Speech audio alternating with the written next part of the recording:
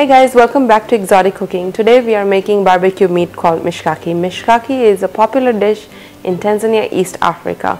Growing up in Tanzania, weekends would be all about barbecue. You'd walk up the town and you'll see all these restaurants firing up their grill. The city would smell all barbecue and so good. So the number one thing to start off this barbecue is to use a very good piece of meat. I'm going to be using Creekstone Farms steaks today. You want to make sure that you have a good piece of steak that's marbled through, because if you don't have that fat, your meats on the grill tend to dry out much quicker. That fat helps to maintain that moisture. It kind of acts like a blanket for your meat. So there's two methods to barbecue meat. One is the direct coal method, where you spread out all your coals on that grill of yours and you put the meat directly on the coals, right?